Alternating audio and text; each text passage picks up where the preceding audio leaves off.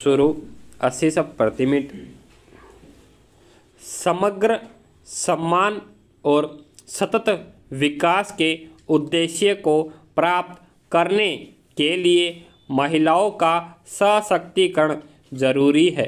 महिला सशक्तिकरण केवल राष्ट्र का लक्ष्य नहीं है बल्कि वैश्विक एजेंडा भी है।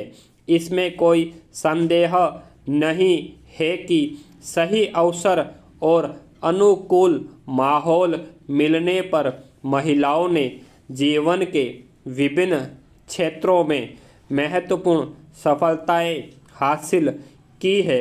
सामाजिक, आर्थिक, राजनीतिक और सार्वजनिक जीवन में महिलाओं की सक्रिय भागीदारी के लिए उन्हें बिना किसी बाधा के अनुकूल अवसर उपलब्ध कराए जाने चाहिए ताकि समाज के फायदे के लिए उनकी क्षमता का बेहतर इस्तेमाल हो सके। पाई पैरा राष्ट्रीय नीतियों के जरिए महिलाओं को सशक्त बनाने और लैंगिक समानता की दिशा में हुई महत्वपूर्ण प्रगति के बावजूद उन्हें कई तरह के भेदभाव और शोषण का सामना करना पड़ता है, जिसकी वजह से सामाजिक, आर्थिक और राजनीतिक क्षेत्र में उन के लिए जगह सीमित रह जाती है। उन्होंने कहा कि सिनेमा जैसे जनसंपर्क के बड़े माध्यम को महिला सशक्तिकरण के लिए अहम भूमिका निभानी चाहिए। संपत्ति के मामले में भी महिलाओं को बराबरी का अधिकार मिलना चाहिए। पैरा शिक्षा और रोजगार के क्षेत्र में समान अवसर नहीं मिलने, श्रम बाजार में असमानता, बढ़ती यौन हिंसा के मामलों तथा घरेलू कार्यों का बोझ महिलाओं के विकास के रास्ते में पड़ी बाधाएं हैं। लेकिन असमानता को महिला सशक्तिकरण और उनके मुख्य धारा से जुड़ने की सबसे बड़ी रुकावट है।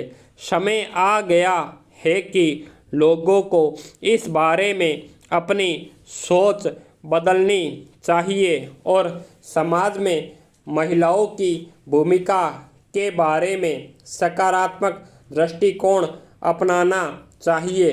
निर्णय प्रक्रिया में महिलाओं की सक्रिय भागीदारी से शिक्षा, स्वास्थ्य, पोषण, रोजगार और सामाजिक सुरक्षा पर सकारात्मक प्रभाव पड़ता है।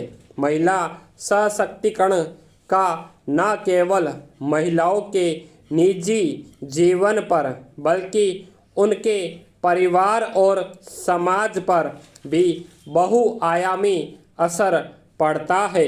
महिलाओं के शिक्षित होने से नवजात और शिशु मृत्यु दर में कमी होने के साथ ही पूरे परिवार के स्वास्थ्य पर सकारात्मक प्रभाव पड़ता है।